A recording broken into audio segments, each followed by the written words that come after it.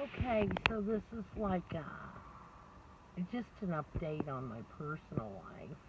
Not like a story or anything. Just kind of like, you know, an update.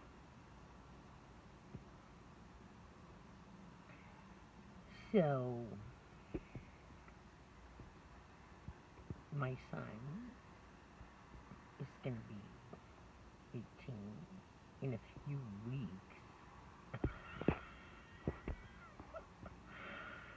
And he is like desperately in need of an overhaul mentally. Cognitively, let's put it. His ability to like make decisions and prioritize is either seriously screwed up or he's got some serious like issues in terms of his like being like an ageist and some other discriminatory type ideas. So it's become like more urgent to put him through some kind of program. And I don't want to call it a sensitivity program because that, like, makes me think of like Clockwork Orange or something. But um, the goal of what I have in mind is to get some people that are like older than his and his sister's generation to like get involved in working with him doing some volunteer work so that and teaching him some skills at the same time to kind of like maybe overcome this possible ageism thing that I think he might have. Because he said to me, I couldn't believe this, when I was talking about his decisions in terms of, what he was, putting, he was, when he was dividing between his interests and the interests of other people. When I pointed out how unbalanced it was, his response to me was, but they're old. And I was like, whoa, wait a minute. Excuse me? What was that? Do I need to call your dad and your uncle and repeat what you just said so they know what side of the fence to be standing on where you're concerned? How about the defense side?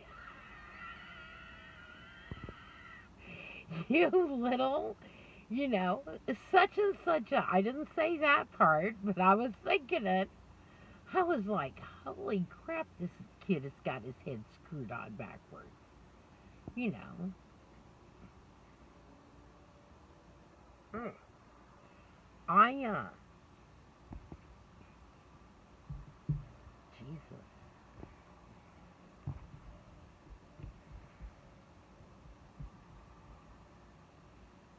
I'm, I'm thinking about something that just made my heart sink. And I don't want to go there because it makes me feel victimized about how he got to that place. Circumstances that led up to that and supports, which I warned against.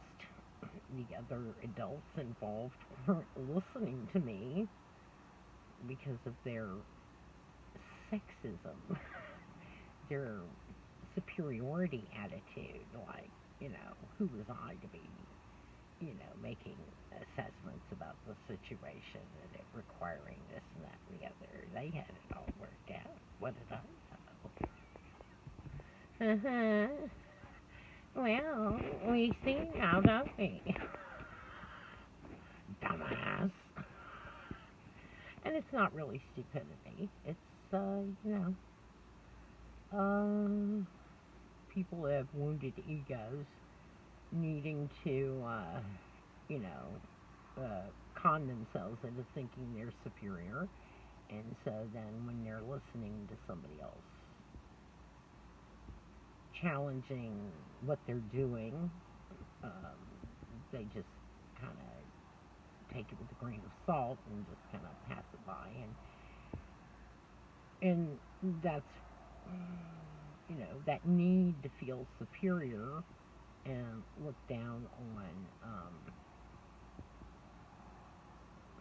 people because of their sex or because of their age or, whatever it is, their skin color, whatever. I mean, it's all based on deep-seated insecurity, which is human, but once it's pointed out, if the person fails to correct the problem and continually work on purging that from their thinking, and then pat themselves on the back for doing the really hard uh, spiritual, emotional, psychological work of purging their habits, their thinking habits, which gives rise to them having good cause to then feel good about, and, justly so, their self-esteem, feel good about themselves. I think not everybody takes up, the gauntlet, right?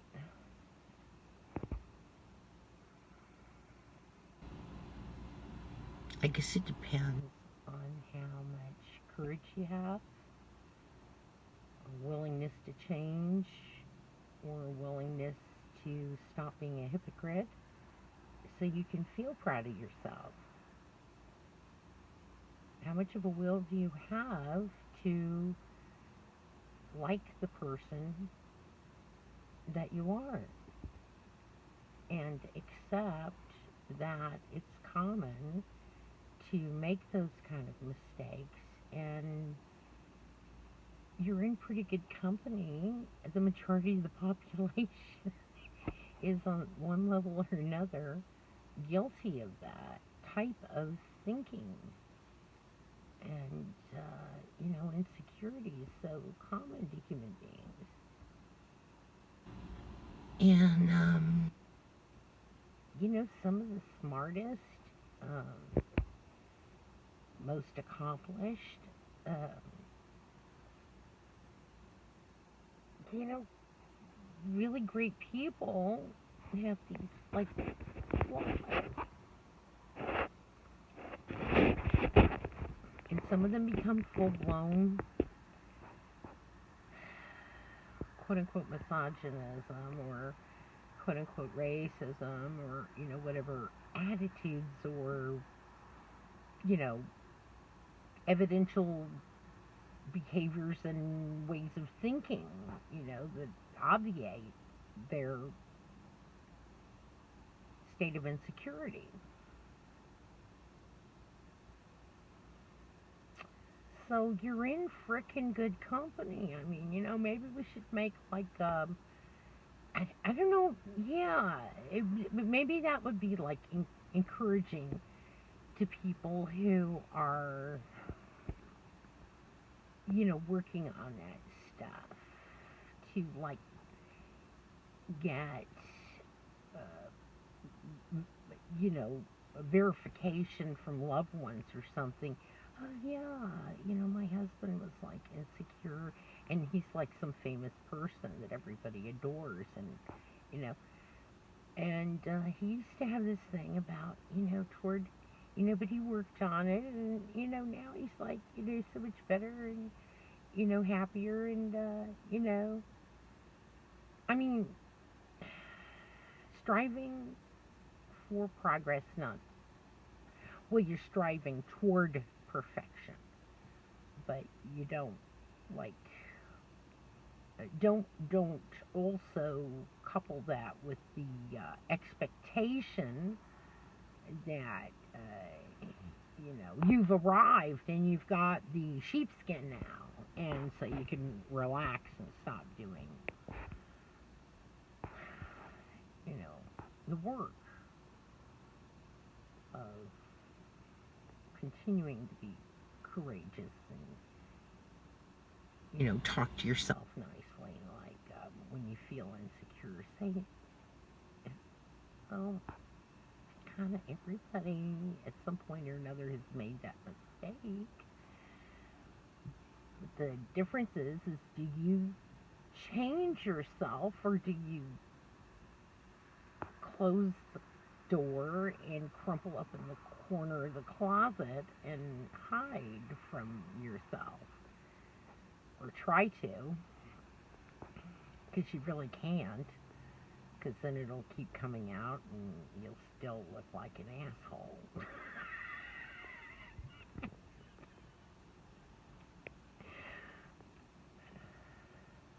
We've got to become more, what's the word for it? I want to say self-validating, or self, like patting us, ourselves on the back for uh, being really good at comforting ourselves and, like, logically thinking, expanding our thinking to say, hey, I know I'm feeling humiliated even though I'm sitting in this room alone. So, like, am I thinking that I'm, like, especially bad? Wait a minute. Don't most people make this kind of mistake? Yeah, they do. It's so human. I mean, I was talking to Richard last night about the reality that, if a thing is written in, like in the scriptures, right? There's a reason for it, because it's a very common so they're addressing a super common problem, right? I mean, okay, here's a good one, right? Along those same lines. So they're like, I was like looking at the words of Ezekiel concerning, standing in the gap and everything, right? And God wanted to destroy, like Lot, the situation with Lot and everything, destroy because the people were stubborn and they wouldn't listen. And maybe you could not change, but add, a little, like, explanation about, what's at the root of being stubborn that way. And it's basically fear, fear of the convicting state of having to experience that embarrassment or humiliation that you spiritually were kind of like too afraid to admit that you had been doing something that was, like, really kind of childish and inferior, and correct it. You know, fear, fear, fear, fear, fear, fear, fear, fear, fear, fear, fear, fear. To be self-correcting, it really helps if you learn how to become self-soothing. And if you never learn how to take care of an animal, or, soothe another creature, a living creature, for example, or person, and that's why we moms are so well equipped to be doing this stuff, is because, we had to learn how to take, and see, that just shoots a hole right in the frickin' big blast, the big hole, in that whole idea that, oh, you must love yourself before you can love others. No. You learn about loving other people and then you apply that to yourself.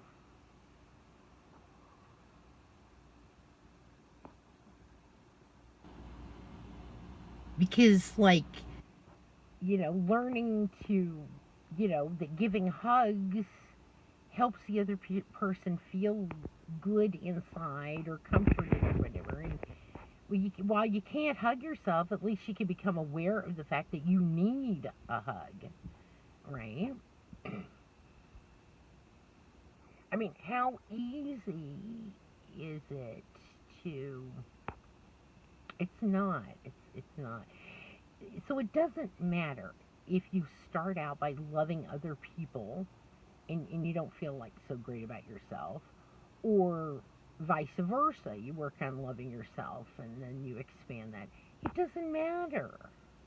The whole thing about the Satanists loving themselves, take it to a far enough conclusion and you end up in the same place as the right wing Christian, really. And respecting yourself in terms of, well, geez, God doesn't make garbage. I mean, I know everybody's overused that, but in other words, comforting yourself with hey, ultimately, if the dude doesn't forgive me when he designed me this way, then he's not worth worshiping now, is he? Right? It's like, hey, you designed this sucker. Couldn't you have done a better? No, no, no, just kidding. But I mean, armchair theology and everything. It helps to think about that stuff, and it helps your self esteem, and applying loving techniques that you know give to your dollies and your teddy bears and your kitty and then as things progress, other kids and then your own children and stuff like that. Like, I used to read my friends' stories when I was 7. I would crack open the and I had, even though I had dyslexia, this lady was teaching me how to read, and she was tutoring me, and so I was practicing at home with the fairy tales, and I found it like way easier to memorize the basic storyline, and then I would just open the book, and if I kind of got a little lost and I needed a cue, I just kind of kept, and I would use the book for that purpose. But I got to a point where I had these stories like, and my little friends, that were like a year or two younger, they would read it again. I got really good at reading stories or telling stories, let me put it that way. Actually out loud, like you did at the library, and the librarian sits there. Because I knew the story and I knew what was coming, and so I started preparing the voices, that needed, and the little lilt of the voice that needed to, have. I mean, my when I first got married, my daughter was 6, and my new husband started reading stories to her, and she's like sitting there, "You're not doing it right." She was spoiled by me because I was reading the stories like, and he said, and I would take on the voice of that character. And then the mommy said, and then the daddy bear said, she was so spoiled. Oh, God. And she's like talking, "You're not reading it right." Wee! I want my mommy. God, I spoiled that child emotionally because I didn't have any money. I felt so guilty because I didn't have enough money. And so I spoiled the crap out of her every other way. It was so bad. It turned out to be very, very bad. Because I created an emotional, what they call now a snowflake. Guilty! You do need dads. Even if they're jealous dads, because at least they'll say something true, like, you need to quit spoiling that kid. Even if the motivation is partly because they're jealous, it's true what they're saying. It's absolutely true. You could go overboard. I did. I really fucked up my kid because I'm laughing. I'm laughing now because I know exactly. It'll take me like, I don't know, 10 seconds to straighten her out. But I have to wait for the right moment. But when I do, she's going to go, boom, like that. Because she's been suffering all these years from being a snowflake.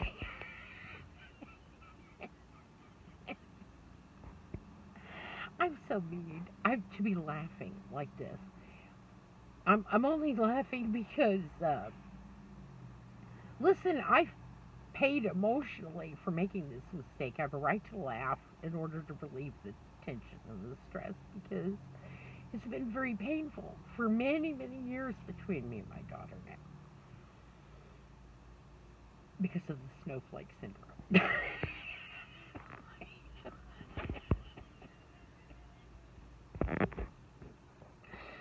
Snowflake syndrome. Guilty. Guilty, Mom. I'm so bad. I am bad. That's bad. It's just as bad as giving your kids 2-inch candy or something, really. You know, you know, you need another person to give you some balance and keep you in check. Everybody needs that. Otherwise, you go, woo, way out there doing all kinds of extreme shit. And you don't even realize it. And I mean, God, I was a single mom for a long time. I know whereof I speak. I am not trying to, what is it called, downplay, um, you know, I'm being realistic. I'm being realistic about single parenting, whether it's a single mom or a single dad. You need a counter. You need, and the more like opinionated or oppositional they are to your point of view, uh, the more healthy the family environment if you play by rules of argument that don't do minimal, like, and you have like recovery rules too because you don't want to stay mad or you don't want to cause damage in your relationship. But but both parties should be actively apologizing to each other, or you're not doing a good enough job of creating an oppositional enough environment to keep each other's shit in check. And you have to be really careful too because you want to keep the love alive. It's quite a challenge. It is. It's very challenging, my God. If they did one thing, focused on one frickin' thing in school, would be to teach kids how to read. Forget the math because once you teach them to read, if they want or need math, they can read a book on it. The reading is the minimal. I'm talking about, what's the bare bones minimum, so reading. And then the next thing would be to teach them how to navigate their relationships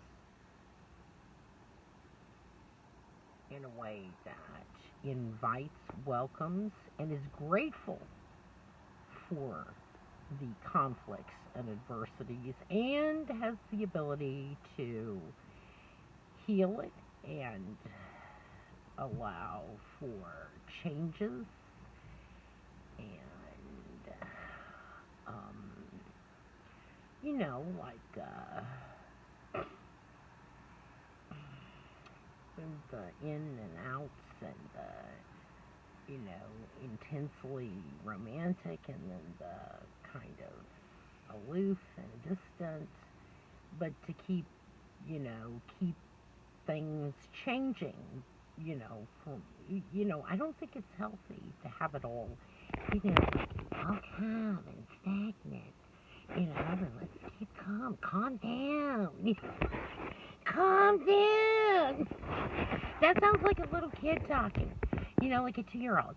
Shh, calm down, you're upsetting me, I can't take this anymore.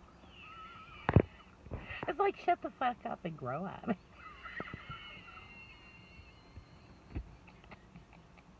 You're upsetting me. Now, baby. Let me give you a hug. You're going off the deep end, dear.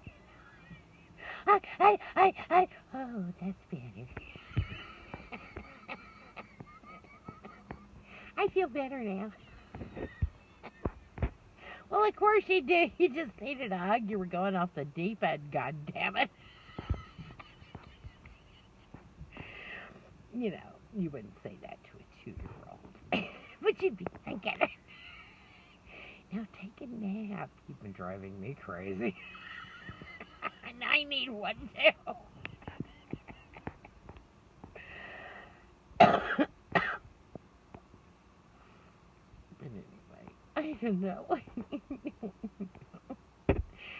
It's funny relationships. Yeah, so if you're not looking at your partner and you're not seeing them as, the super ego, right, with their attitudes and shit, and then, like the teenager, and then like a little kid too. If you're not seeing all those aspects of your partner, you're not seeing them clearly or realistically, or maybe at all.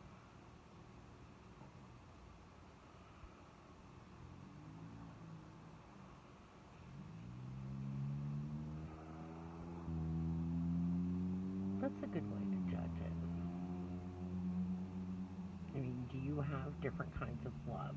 Those 3 different kinds of love for the person you love, that you call your partner or your contemporary or whatever you want to call them, your peer, your live-in peer, co-parent maybe, if you have kids together or you're raising kids together, whether they were yours or not originally.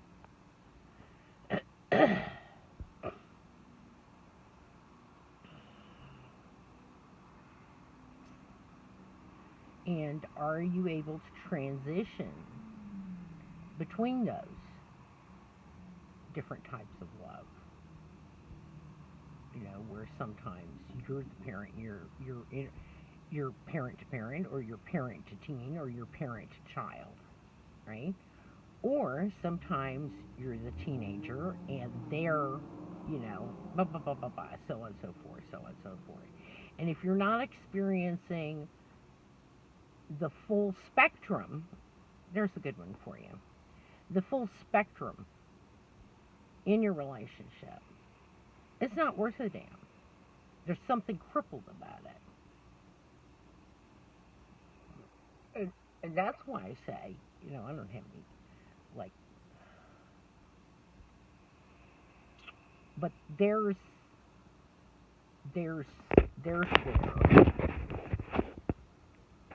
my thoughts are on BDSM, and that switches are the healthiest of that lot, because because the definition in psychology of someone that is healthy is someone, and also spiritually they talk about being able to bend like a reed. If you have that flexibility to shift from one thing to another, and it's not difficult or uncomfortable or unpleasant, so that you avoid certain states or relating to people in certain ways, or you're incapable of shifting because there's fear, resistance, blah blah blah blah blah. Then there's issues. I mean, it's that simple. I think I just super simple psychology. Like counseling, like marital counseling and stuff like that. I think I oversimplify. No, there's nothing. I'm laughing at myself. Meanwhile, I'm in this really, like, for somebody, like, if I told you what I was having to deal with right now, that I got myself into this, like, really weird situation, like, and I told you what it was, and, the person I am that you've come to get to know in this video or in any of the videos, and all those are aspects of me, certain, like, aspects of me that come alive when I talk about certain things. It's almost like I have a little bit of a personality variation for every, like, I don't know. But anyway, you would be shocked at what kind of stress I'm under right now. I'm tempted to mention it in the video. On the other hand, I want to publicly. Well, I mean, it's ridiculous to think that, it's to think. See, you probably have you have some fantasy about who I am. Otherwise, I know I would shock you if I told you what I'm dealing with. I know you'd be shocked. I know you have some kind of illusion about that you think you know who I am. Think you're, even if you knew what my real problems were, you'd be like, what? This woman's almost 60, right? Are you serious? Oh shoot, I gotta go. I've been on too long. I gotta go. I love you. Whoever you are, I love people. Well, I hate you and I love you.